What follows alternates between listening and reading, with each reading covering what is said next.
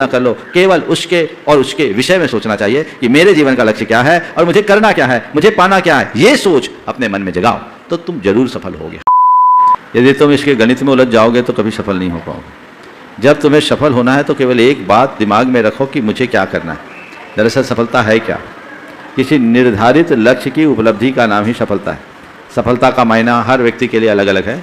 तुम लोग जब IIT की प्रिपरेशन कर रहे थे तो तुम्हारी पहली सफलता थी कि मेरा सिलेक्शन हो जाए, और दूसरी सफलता थी अच्छे कॉलेज में हो जाए, और तीसरी सफलता कि मेरे लिए मन चाहा ब्रांच मिल जाए, और अगली कि मेरे लिए प्लेसमेंट हो जाए, और उसके बाद तुम्हारी सफलता होगी अच्छी कंपनी में प्लेसमेंट होने के बाद अच्छी पोस्ट हो जाए, फिर सोचोगे अच्छी लड़की से शादी हो जाए, फिर बच्चे हो जाए। तुम्हारे सफलता के मायने रोज़ बदलेंगे क्योंकि तुम्हारा लक्ष्य रोज़ बदलेगा तो सफलता के अर्थ भी रोज़ रोज़ बदलेंगे। इनमें से मनुष्य कई चीज़ों में उपलब्धियाँ अर्जित करता है, खुश होता है, और जहाँ उसे कुछ चीज़ों का अभाव होता है वो मन ही मन खिन्न हो जाता है। मैं ये कहूँगा कि सफलता के मूलभूत अर्थ को समझिए, और सफल होना है तो भाग्य और मेहनत के गणित में उलझने की जगह लक्ष्य बनाइए और पुरुषार्थ जगाइए।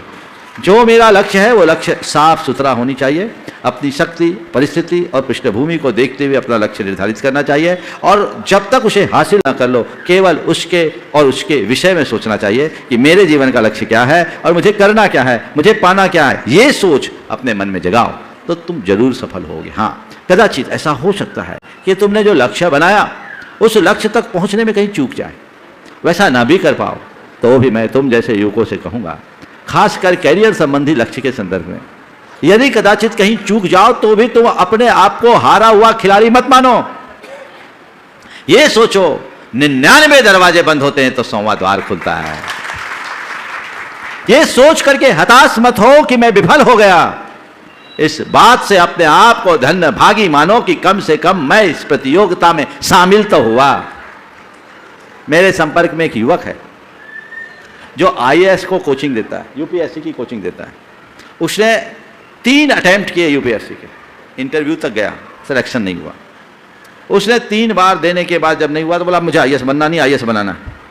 लक्ष्य बदला, IAS बनना नहीं है, IAS बनाना है। और आज वो बहुत सफल कोचिंग चला रहा है। उसका एक बड़ा ग्रुप है, दिल्ली में है, और आज उसके पढ़ाए हुए अनेक बच्चे, युवक युवतियाँ UPSC में सेलेक्ट हो गए। बोले महाराज मुझे आज सुकून है जब मुझसे पढ़े हुए बच्चे निकलते और वो मुझसे मिलते, आदर देते। ठीक है महाराज, मैं यही आप लोगों से सीखा हूँ, हर कोई IAS नहीं बनता, मेरे भाग्य में भले ना हो लेकिन आज मैं IAS बना रहा हूँ, मुझे सुकून है। समझ गए? कल तुम IITian बन रहे हो और तुम चाहो कि मुझे बहुत बड़ी जॉब मिल जाए, अच्छी कंपनी में जॉब मिल जाए। मिले बहुत अच्छी बात है, उसके लिए प्रयास करो। नहीं मिले तो ये मत सोचो मेरा भाग्य खोटा है, अपितु ये सोचो मेरे भाग्य में कुछ और है, प्रकृति मुझसे कुछ और कराना चाहती है, मेरा जन्म किसी और काम के लिए हुआ है, मैं नौकरी नहीं करूंगा, लोगों को नौकरी देने का रास्ता भी खोल सकता हूँ। ये भी तो सोच सकते हो। मन में हताशा कतई नहीं आनी चाहिए।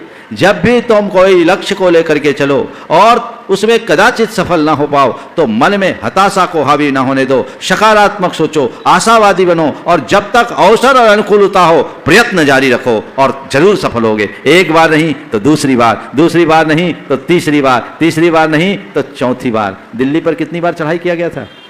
कितनी बार बोलो? 17 बार।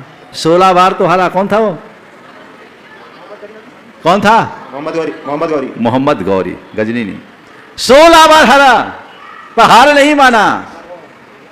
अब बोलो, वो 17वें बार में दिल्ली पर फतह किया तो अपने भाग्य से किया या पुरुषार्थ से किया? बोलो? पुरुषार्थ से किया ना। तो बस इसी रहस्य को समझो और जीवन में आगे बढ़ो। नेक्स्ट।